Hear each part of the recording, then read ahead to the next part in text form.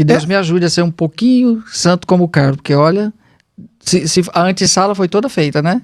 Assim, Deus lhe deu uma graça muito grande, né? A gente podia voltar um pouco a história, para quem não viu o outro podcast, como é que o senhor chegou, ou melhor, como é que Carlo Acutis chegou na sua vida? Pela mãe dele. Pela mãe dele e tal. E aí a gente destrincha o restante da história. Pela mãe dele. Eu estava indo à Itália e queria ir visitar o túmulo desse jovem candidato a santo que estava sepultado lá em Assis. E eu tinha um santinho, como esse aqui, e atrás tinha um número de um telefone.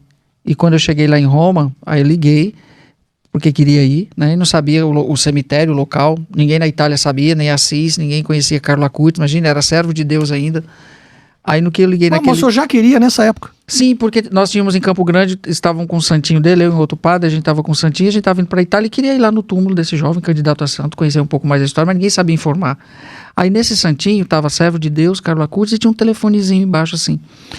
Era um celular que, quando eu cheguei em Roma, eu liguei, quem atendeu era a mãe do Carlo, era ela que distribuía o santinho no início. Era o celular dela, aí ela nos atendeu e perguntou, quando que vocês chegam aqui em Assis? Nós estamos chegando amanhã, dona Antônia. Aí ótimo, aí quando nós chegamos lá em Assis, ela, na estação, ela estava lá, pegou, nos acolheu, colocou no carro e levou para casa dela. Daí nasceu uma grande amizade, isso em 2012. O outro padre estava junto? 2012? Isso em 2012. Nossa, tem tempo. Tem tempo. Aí em 2013 aconteceu o milagre em Campo Grande. Aí depois eu pude ser o portador do processo até o Vaticano e isso foi afunilando mais ainda a nossa amizade ao ponto da dona Antônia convidar para ajudá-los lá na Associação Carlo Acutis. E quando eu decidi ir, no final de 2019, aí em janeiro de 2020 fui, aconteceu o que aconteceu e eu acabei dando suporte para a família. Aconteceu a pandemia. A pandemia. Fui para uma coisa e aconteceu outra. Aí na pandemia o senhor ficou morando junto Fiquei com morando com eles e olha, até hoje a gente recorda muito disso, dona Antônia, sempre quando nos encontramos ela nunca esquece. O mundo todo ficou sem missa, mas a família do Carlos não ficou nem um dia. Parece que ele sabia, né? Mandou um padre lá do Brasil para dentro da casa dele e o que nos sustentou naquele ano foi a Eucaristia. Nunca vou esquecer. O senhor passou um ano lá? O ano 2020 todo. Na casa dele? Na casa dele. Por isso que eu falei que o senhor fez um pós-doutorado. Foi, meu filho. Foi um laboratório e tanto, né? Como a gente tinha uma grande intimidade, para mim não era algo extraordinário. Eu só fui me dar conta de tudo isso depois da beatificação do Carlos. Quando passou a beatificação, quando eu rezei a primeira missa votiva ao Carlos, dia 12 de outubro, peraí, mas eu estou na casa de um menino que é santo. Com a família dele, uma família como qualquer uma outra, mas com um grande diferencial. Tem um filho santo. Quando eu voltei, depois de toda essa missão que aconteceu na minha vida, que eu não pedi para acontecer nada disso, foi que eu me dei conta que eu passei um tempo na casa de um jovem que é santo. Acontecem umas coisas na vida da gente, sabe, que, não sei, muita coisa eu estou redimensionando e vendo e sentindo, ainda não consigo fazer uma leitura completa de tudo isso. Mas a única coisa que eu posso dizer e reafirmar para vocês mais uma vez, hoje eu sou um padre melhor do que eu era. Porque o Carlinho, ele é interessante, esse rapazinho. Gostei da intimidade, o Carlinho, gostei disso. É assim, o Carlos se tornou... É tão interessante a devoção a Carlos, que ele foi acolhido por todos os segmentos e idades. Então hoje o Carlos é amigo, neto, tio, primo, né, sobrinho de todo mundo. As idosas falam, ele é meu neto, né? Ele é meu amigo, mas a expressão mais forte é essa, principalmente dos jovens. Ele é meu amigo. Que bacana, né? Que mimo que Deus nos deu com esse jovem nesses nossos tempos. De dizer que, principalmente a nossa juventude, a santidade está fora de moda não, gente, está aí.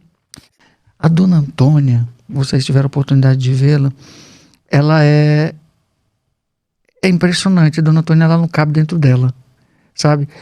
Vocês viram o sorriso, a expressão dela quando o Papa leu a fórmula da canonização? Ela, é como se fosse... Eu depois, assim, dona Antônia foi canonizada junto com o filho. Porque, assim, a grande postuladora da causa do filho foi ela. Foi ela. É uma mulher incansável e de uma generosidade que não cabe, né? Naquele ano que eu vivi ali, gente, eu nunca vi dona Antônia mal-humorada. Nunca vi dona Antônia estressada. Sempre sorrindo, cômica, contando piada, ressignificando aquele momento que nós vivemos juntos, que foi aquela quarentena terrível lá na Itália. E é uma mulher que não cabe dentro dela. É impressionante. Lógico, nós não podemos julgar por isso, mas a santidade do Carlos tem tudo a ver com a mãe. E olha que dona Antônia foi catequizada e evangelizada pelo filho. Mas ela traz algo de transcendente, assim. É impressionante conviver com ela. Eu não sei, é mágico, místico, não sei dizer. Sei que é bom. É uma mulher que agrega. O que eu acho muito bonito neste menino, que é um menino, né? Quando a pessoa assim, tem a santidade, ela transborda. E as pessoas percebem no olhar, no jeito, né? No jeito com que trata os outros, no jeito com tudo, né? A pessoa é santa. Seja a forma de servir uma água, seja a forma de dizer eu vou ali, seja a forma de entrar num carro, tudo vai refletir aquela pessoa. E o motorista, que era indiano, tinha outra religião, que se converteu a partir de ver o menino que ele levava para a escola, que ele trazia da escola, as atitudes dele. Então, isso é uma coisa que me impressiona muito. Você ser capaz de, com os seus gestos, com o que você faz, converter outra pessoa, isso é muito forte. E o Rogers, de quem você tocou agora, foi o grande amigo do Carlos. Eles conviveram 10 anos juntos. Dos 5 anos até os 15 anos de idade, o Rogers foi o babá do Carlos, né? Foi o que levava, o que buscava. E foi o que passou por uma grande transformação na própria vida, porque ele era de religião hindu, de casta brahmane. E, por você ver, né? Ele ia levar o Carlos na escola. Aí o Carlos passava em frente à paróquia dele, Santa Maria Segreta, para chegar até a escola das Irmãs Marcelinas, onde ele estudava. Aí o Carlos entrava na igreja, porque era sagrado, se ele passasse em frente à igreja, a igreja está aberta, ele iria visitar Jesus no tabernáculo. E ele ajoelhava. O babá ajoelhava também, eu ficava lá do lado dele. Isso, por muitas vezes, o Rogers contando para mim, aí um dia, padre, Carlos, o que você tanto olha aí? O que você está vendo? É porque ele nem sabia, não tinha ideia. Não tinha ideia, né? E o Carlos foi catequizando com o testemunho. Aí o Carlos aproveitou a oportunidade. Rogers, eu estou vendo Jesus. Aí o Rogers disse, eu, da minha ignorância, levantei e fiquei procurando. Mas onde é que ele está? Onde que está esse Jesus? Né? Não, tá ali. Mas como que faz? Vocês colocaram ele lá dentro, sabe? Aquela coisa de criança que está querendo entender. Aí o Carlos aproveitou para catequizar. Aí chegou um tempo que ele disse, mas peraí, mas eu quero esse Jesus que você está vendo como amigo também. Eu quero ser batizado. Opa, Carlinho aproveitou e catequizou o rapaz. Hoje ele é casado na igreja católica e tudo. E ele era muito novo, né? Ele era muito novo para ter uma atitude tão madura, assim, de conseguir catequizar o outro com essa pureza, com essa... Ele realmente era um menino diferente. Sabe que dos muitos bate-papos com Dona Antônia, depois dos nossos almoços, aí a gente ficava, né, até o final do dia. Nós chegamos à seguinte conclusão, né? O Carlos tinha essência infusa, isso é fato, não há o que questionar, né? Para quem está nos acompanhando numa linguagem mais simples, o que é ciência infusa? Uma inteligência transcendental, né? Se o Carlos sentasse com você aqui, ele diria para você o que você estava precisando ouvir. Em outras palavras, o Carlos fazia a leitura da alma das pessoas. O pai dele dizia isso com muita... Carlos, é impressionante. Se ele sentasse com você 5 minutos, parecia que ele te desvendava. Assim, do nada, numa leveza, sem nada programado, se ele sentasse perto de você, ele diria o que você estava sentindo e daria para você, não a solução, mas ele te daria uma palavra, um caminho, uma luz para que você se reencontrasse ali. Para um jovem que aprendeu a falar hebraico e grego, sem nunca ter ido na escola, né, para estudar esse tipo de língua, mas para entender melhor a Sagrada Escritura, é aquela velha história. A única coisa que o Carlos Acutis desejava era o céu. A única coisa, tá? Em síntese era isso. A minha meta é o infinito, porque uma criança que aos 7 anos de idade, ao comungar, estabelece um projeto de vida, isso é de uma maturidade impressionante. Se nós perguntarmos aos nossos jovens hoje, ou até mesmo religiosos, padres, seja quem for, adultos, qual é o seu projeto de vida, muitos não têm. E aquela criança de 7 anos dizer que tem o meu projeto de vida é estar sempre com Jesus, e nesse projeto estabelecer uma meta, minha meta é o infinito, ou seja, é o céu, é Deus, para que isso seja atingido, a Eucaristia, a minha autoestrada, é numa lógica tão perfeita, sabe? E essa obstinação pelo céu, esse desejo do céu, fez com que o Carlos vivesse dioturnamente em função desse desejo do céu. Porque veja bem, um jovem rico, milionário, que poderia ter o mundo a seus pés, na cidade de Milão, riquíssimo, belíssimo, queria o céu. Só isso. O importante que a gente tem que destacar é que esse projeto do Carlos não foi um projeto de forma egoísta, só meu. O primeiro beneficiado com esse projeto foi a própria família, porque ele envolveu a família nisso. E hoje eu posso dizer para vocês, porque convivi ali com eles, eles vivem em função, né, do carisma deixado pelo filho, né? Então, eles querem o céu também. É impressionante. É porque antes eles eram aqueles católicos de IBGE, né? Somente mesmo. E o Carlos envolveu. Os irmãos do Carlos já nascem num ambiente completamente catolicizado, numa outra perspectiva. Ele preparou a chegada dos irmãos muito bem, né? Então, assim, é o santo que fez milagre em casa, né? Eu acho que a família faz muito bem em não ficar expondo os meninos. Eles têm quantos anos? 15, fizeram 15 anos Você agora. imagina o peso, assim, teu irmão é santo, você também tem que ser. Exato. Imagina isso, aí a pessoa, tá, a história é dele, todo mundo tem que ser santo. Exato. Mas o que você faz aí de extraordinário? Certamente as pessoas podem ter pessoas que fiquem colocando um peso assim Sim, neles. o pai do Carlos principalmente, os poupou até onde pôde, né? Assim, para não torná-los públicos, eles têm que ter a vida deles. Embora eles vivem o carisma do irmão também, sem nem ter conhecido o irmão, mas eles bebem de tudo que o irmão deixou ali protagonizado para a vida deles. Mas eles têm a vida deles, né? Eles têm que fazer o caminho deles. Em abril, quando eu estive na casa deles, estando com eles, a Francesca, conversando com ela, decidiu que quer ser médica. Né? Que bacana, né? O Michele ainda não decidiu o que quer ser, mas a Francesca quer ser médica. Então, que bonito, eles têm a vida deles, são os irmãos do Carlos, e às vezes as pessoas não sabem separar as coisas. Exatamente, tem pessoas que não sabem separar. Porque é o seguinte, todo mundo tem que ser santo, não, todo mundo tem que ir para o céu, e no céu só entram santos. Então, é isso. Mas todo mundo, nem todos serão canonizados. Sim. Esse é o peso, né, de dizer, seu irmão é santo. Tá bem, seu irmão é santo canonizado. Canonizado. Né? Isso. Mas todos para entrar no céu tem que ser tipo, santos. E vocês? Não tem jeito. Vai ser santo de um jeito ou de outro. Não, e que as pessoas têm que entender que o chamado à santidade foi feito para todos, indistintamente. Claro. No dia do batismo, eu fui chamado, você foi chamado. A resposta você vai dar com a vida. Não é necessário chegar à canonização. A canonização já, poxa, esse aqui se configurou tanto com Cristo que nós vamos colocar como exemplo, como modelo. Né? Mas São Paulo, pelo batismo, nós somos santos. Agora, se vamos ser merecedores do céu, se vamos... é preciso fazer um caminho. O Carlos fez o dele, e cada um faz o seu. O Padre Pio fez o seu, São Francisco fez o seu. Ele hoje teria uns 34 anos, mais ou menos. 34, 35 anos, 1991, né? Porque os irmãos são bem mais novos, né? Você tem 15. Sim, nasceram 4 anos depois da morte dele. 4 anos. Ele falou para os pais, não foi isso? Falou para Dona Antônia em sonho, que ela não ficasse preocupada não que estava vindo. Aí ela disse... foi em sonho? Foi. Eu achei que ele tivesse... Quando ele era vivo que ele tivesse falado. Não, em sonho, Dona Antônia, porque assim, ela não podia ter mais filhos, né? Aí, aos 4 anos depois da morte dele... Aos 43 anos ela engravidou dos gêmeos. E ela sonhou com ele dizendo... Estava preparando. O Carlos usa muito a mãe para sonhos. Você viu o sonho que ela teve com São Francisco, né? Belíssimo sonho de São Francisco. No sonho, São Francisco dizia para ela, em breve, seu filho será canonizado em breve. E a partir dele, uma geração de muitos santos jovens. A primeira parte já se cumpriu. Foi um breve mesmo. Um dos processos mais rápidos da história. Quanto tempo levou? Da morte até a canonização, 18 anos. É muito pouco. É pouco, porque muito geralmente dura, né? Uma coisa... É isso. O Carlos foi abraçado pelo mundo, pelo planeta. Pois impressionante. E o Brasil, sobretudo. Não canso de dizer, a devoção ao Carlos Acutis é do Brasil para o mundo. Porque depois do milagre no Brasil também deu a Qual foi o milagre? De ser beato? Foi o Mateus, que tinha um problema congênito no pâncreas. Uma criança lá de Campo Grande. E o segundo da canonização foi a Valéria. Também brasileira? Não, ela é da Costa Rica, mas radicada lá em Firenze. Inclusive ela estava na canonização. Uhum. O menino também estava, Mateus? Não estava. Porque no caso, o dele foi da beatificação. Era a miraculada da canonização que estava. Depois eu estive com ela, depois até deixo uma foto que eu tirei dela para vocês verem. Tem 20 anos, uma jovem. E assim, foi rápido, porque o milagre com a Valéria aconteceu em 2022, né? E o que ela tinha? Foi um traumatismo craniano de uma queda de bicicleta que ela sofreu, onde ela perdeu massa encefálica e parte do osso do crânio. Tanto que na foto a gente vê que foi reconstituído um pouco aqui. E a ciência, os médicos disseram, ela vai vegetar ou morrer. Né? Não tem saída.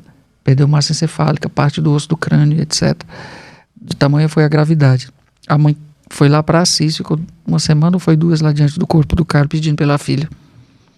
Quando a mãe retorna para Firenze, simplesmente a filha acordou, mandou arrancar a traque, começou a falar, parece que nada aconteceu, levantou, saiu andando, tá perfeito. Oi? Não dava pra olha só, não tem explicação. Não tem.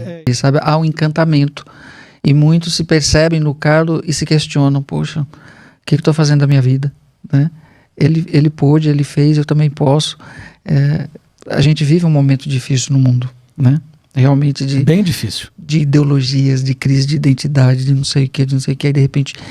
Por isso que eu digo sempre, Deus foi... De esquecimento de Deus, que Deus não representa nada. Você segue a sua vida e Deus está lá. E Deus com o Carlos foi num clique, numa curtida, né? Essa canonização, isso tudo acontecer tão rápido. Uma curtida é ótimo. Foi, uma curtida. E E tá aí, o reflexo. Agora eu fico pensando, o que virá? Agora o Carlos é santo. Embora já... O corpo dele continua em Assis. Sim, vai permanecer sempre Mas está no ali. mesmo lugar? No mesmo lugar, não vai sair ali do santuário. Lá é o lugar. Vai ficar naquele local do lado Sim, ali? sim. Não é pequeno, não. O santuário ficou pequeno hoje, né? Mas as coisas depois acalmam um pouco também. Nesse primeiro momento não estão dando conta, né? Realmente, porque...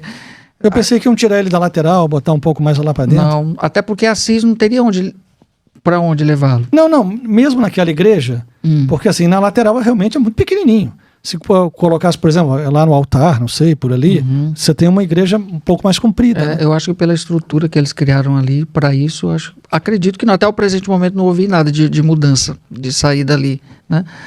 E realmente o santuário hoje já não comporta, a fila fica dobrando lá fora das pessoas querendo passar ali para ver. Todo dia? Todo dia.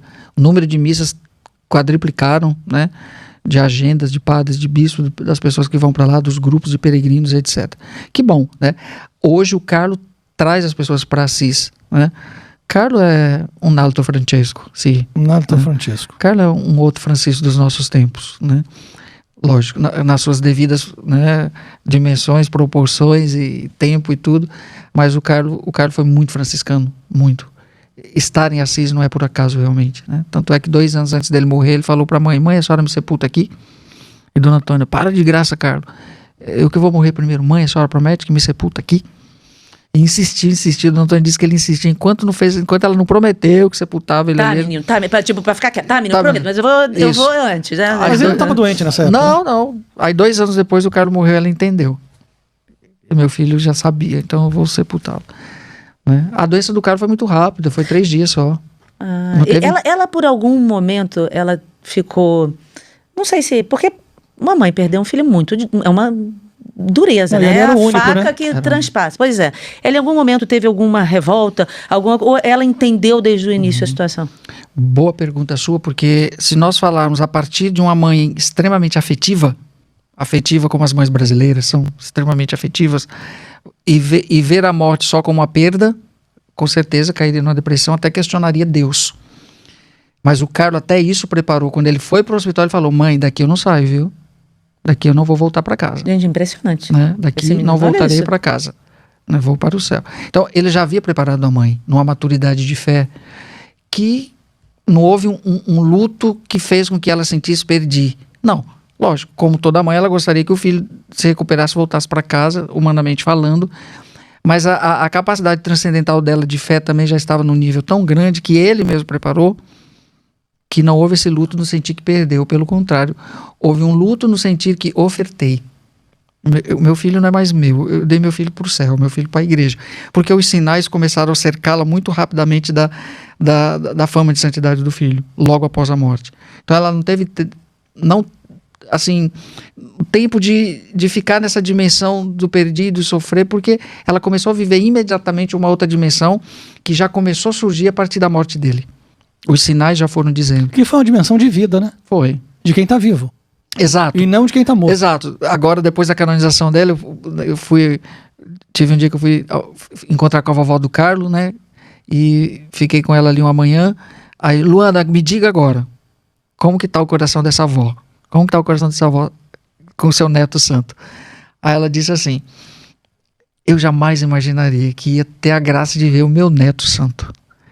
Mas sabe, o Carlos não morreu. Ela falou assim, o Carlos está vivo, ele me dá conselho, ele está comigo. Então ela expressou muito bem esse sentimento que a família Acutis tem da presença viva do Carlos. Porque é Carlos no café da manhã, no almoço, na janta, toda hora. E ainda mais a Dona Antônia. Né? A Dona Antônia foi canonizada junto. Gente, eu brincando. Dona Antônia, ela viveu tanto esse momento. Mas para uma mãe, realmente... É um coroamento. Você viu o sorriso dela na hora que o Papa proclamou a fórmula da canonização? Ela parecia assim, pronto, filho. Sabe? É uma coisa assim, filho, é isso. Eu queria dizer para o mundo que você era. Né? Agora todo mundo tá vendo o que eu vi, agora, né? Isso todo mesmo. mundo tá vendo o que eu vi. Coisas que só a mãe vê. Coisas que só a mãe vê, consegue ver muitas vezes. Porque a mãe vezes. sabe quando o filho é bom, tem um coração diferente. Você vê que tem um negócio diferente naquele filho. Dona Antônia não entrou nessa causa à toa. Ela sabia onde que daria. Por isso que eu digo que Dona Antônia também não é desse mundo. Ela sabia onde iria, porque ela foi obstinada, sabe? Ela abraçou mesmo, ela sabia, ela acreditava. Gente, antes da exumação do corpo do cara, a Dona Antônia sabia, meu filho está intacto. Como que ela ia ter essa certeza? Ele foi sepultado em Assis. Assis. Como? No cemitério. No cemitério de Assis. Então, assim, como que ela ia ter essa certeza se não fosse uma ligação com o céu? Mas por que exumaram? Porque faz parte do processo. Todo candidato a santo. Então, só exumaram por conta do processo. Sim. E depois de quantos anos que ele havia sido enterrado?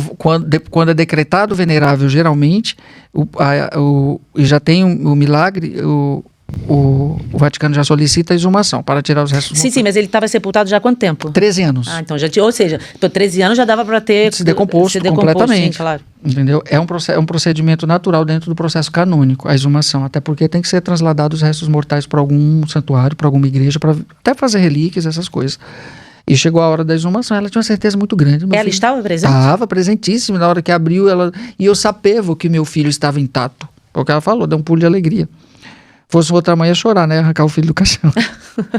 Nem devia ter caixão mais. É importante dizer para as pessoas que quando a gente vai assistir, quando a gente vê a foto, que vê ele lá assim, parece que está dormindo, que ali tem uma máscara de silicone. Isso, né? Isso, porque senão a pessoa, ele está assim, muita gente acredita que está exatamente daquele jeito. Não, é como se a pele, né, e a carne desse uma murchada, né? E desse uma escurecida. Isso, eu vi tudinho depois da exumação, o corpo dele, e estava ressecado, desidratado. Obrigada, a palavra certa é essa. É como uma folha que desidrata. Isso, igual o corpo de Santa Rita, veja, o corpo de Santa Rita nunca foi usado nada, procedimento nenhum, nela não foi feito o tratamento que do Carlos foi feito, que depois foi feito o tratamento de mumificação para não se decompor mais.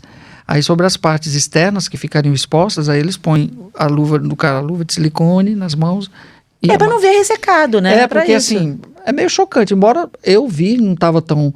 Até ressecado o cadáver, o cara estava bonito. Mas para exposição, né, para não chocar tanto... É como o Padre Pio. O Padre Pio também tem uma mesmo procedimento. A mão não, a mão dele... Eles deixaram. Eles deixaram, e você vê ela mais escurinha, isso, né, e mais ressecado, como se a pele murchou e escureceu, isso, mas não decompôs, porque decompõe.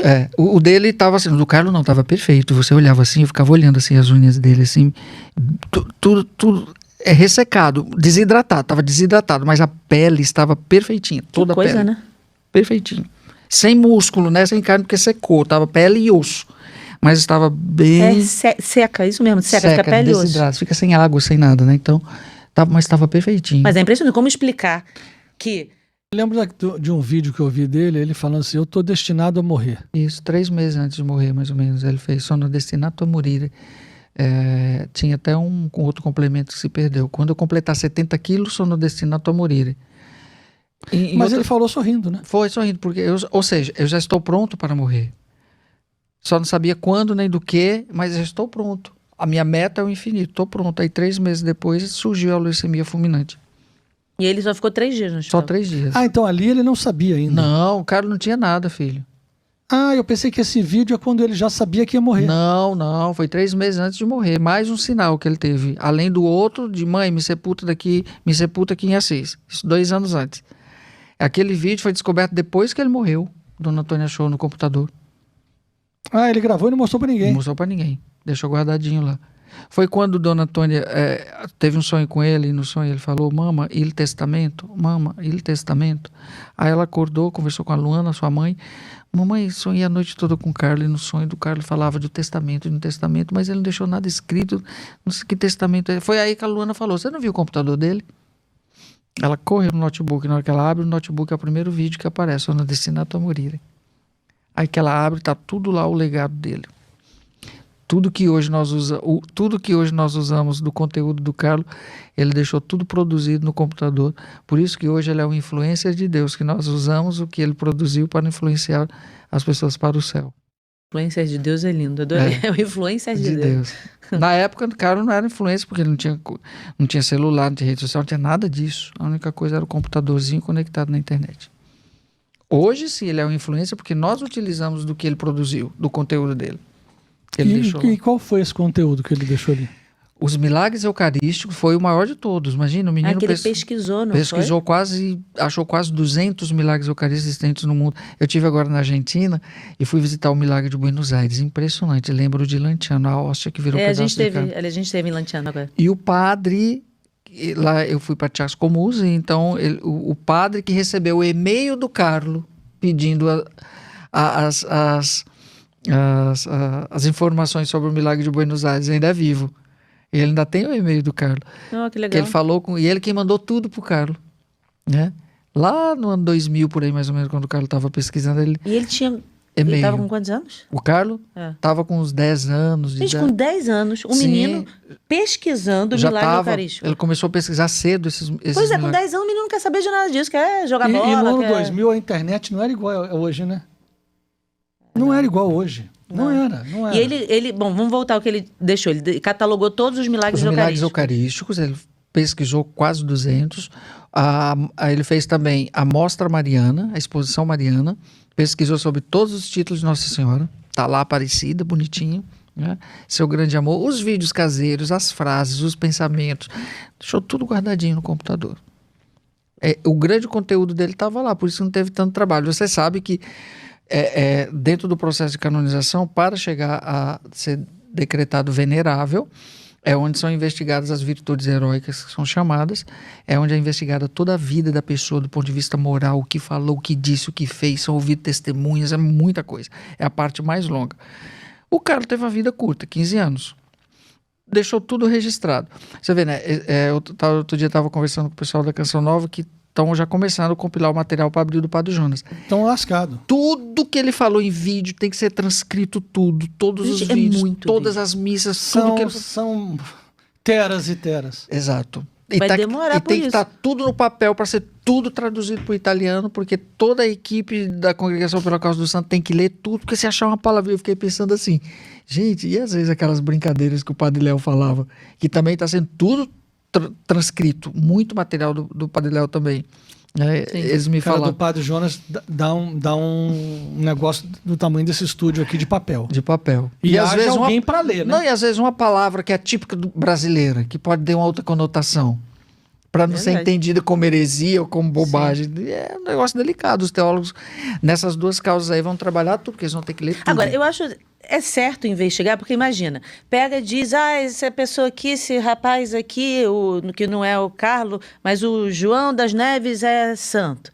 Aí, de repente, aparece um vídeo do João das Neves fazendo algo muito errado. E o que eles vão falar? E agora? Por isso, gente, hoje... Meu filho, toma cuidado aí. Não, mas olha só, peraí. Você faz ser santo hoje, tá ó. Não, mas vamos fazer uma ponderação aqui. Vamos lá, Vital. Santo Agostinho teve uma vida promíscua. Sim. Não, mas eu tô querendo... Não, ele teve uma vida promíscua pública. Sim, mas então, não é disso que eu tô falando. Não, mas é o que eu tô falando, porque assim, quando não é que ache um vídeo do padre falando algo que não é assim, que ele deixou de ser santo. Porque se uma pessoa se converte, ou se a pessoa se redime, ou diz assim, não, realmente pensei errado. Não, mas não é disso. Eu entendo o que você está falando. A pessoa tinha uma vida antes e podia ter uma vida totalmente devassa antes. Devassa. Tudo bem. A santa que foi pro deserto e ficou lá e escreveu a Bíblia inteira e mais alguma coisa, e o que ela fazia na vida dela era ser prostituta e querer cada vez mais seduzir homens. Depois ela foi para uma vida no deserto e lá ela ficou e foi uma pessoa casta e virou santa. Sim, mas o que eu estou querendo dizer é o seguinte, a pessoa tinha uma vida aqui, podia ser uma vida promíscua, podia ser o que foi. Aqui eu marco. Aqui a pessoa se converteu. O daqui para cá é analisado. Aí, de repente, no daqui para cá, descobre um embrólio aqui no meio. É isso que eu estou falando. Vamos supor, é um casal, morreu o marido, e aí morreu a mulher, enfim, e aí está investigando a causa de canonização. Aqui, muito santo, muito sei o quê. De repente descobre que tinha um amante, e era em segredo, ninguém sabia disso que eu estou dizendo. Por isso que tem que investigar muito bem. Tem que avaliar muito bem. Eu entendi os dois, mas o mais bonito de tudo isso é o seguinte, é que, pegando a frase de Santo Agostinho, não há santo sem passado e não há pecador sem futuro. Né? Pronto, é isso. Não há santo, resolvido. Não há Ele resolveu o problema. Exato, não há santo sem... E nenhum santo nunca disse que era santo. Nenhum santo nunca disse que era santo. Carlos nunca disse que era santo. Madre Teresa tinha pavor, que já tinha fama em vida. Aliás, Santa Teresa d'Ávila, chamava ela de santa em vida, ela não gostava. Nenhum santo tinha essa presunção. Uhum. Cada um fez o seu processo de santidade no seu silêncio, na sua vida, no seu testemunho. Cada um sabia dos seus pecados. Se confessava. E o processo de conversão era dioturno. Né? Dioturno.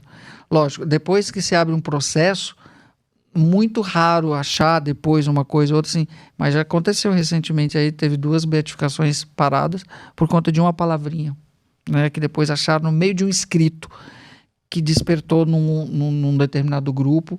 Opa, peraí, isso está sendo isso contra a gente, está sendo reavaliado novamente, até milagre já tinha, né? Então assim, a igreja é muito prudente para isso, sem sombra de dúvida. E eu acho né? maravilhoso ser prudente Né? mesmo. Hoje, veja bem, hoje nós temos o quê? Hoje as vidas das pessoas estão aí. Né? Hoje eu diria que é mais difícil esconder.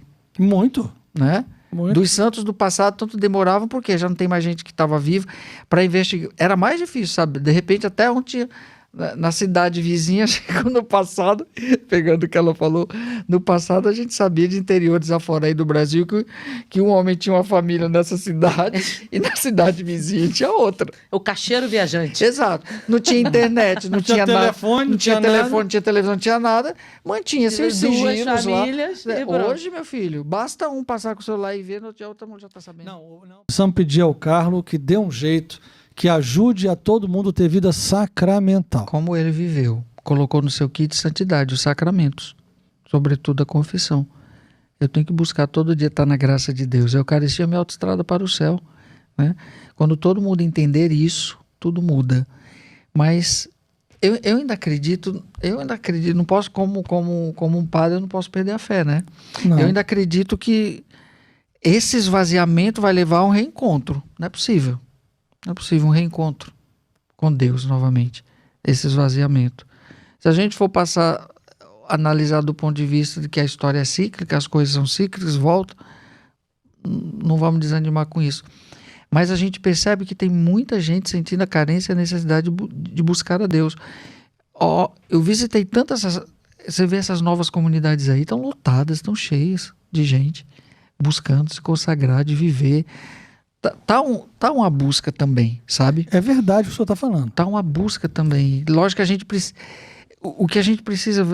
o que falta, talvez, é aquele católico raiz, original, e não fotocópia. Porque tem muita gente fotocópia. Mais uma vez o Carlinho acertando. De buscar o essencial. E pelo essencial eu luto. Pelo essencial eu corro atrás. Eu faço a coisa acontecer. Ainda está uma certa passividade. Se nós estamos vivendo bem aqui, vamos deixar. O meu vizinho também é católico, ele não está bem, mas não tem nada a ver com isso. É isso que me preocupa em alguns aspectos que eu vejo. Né?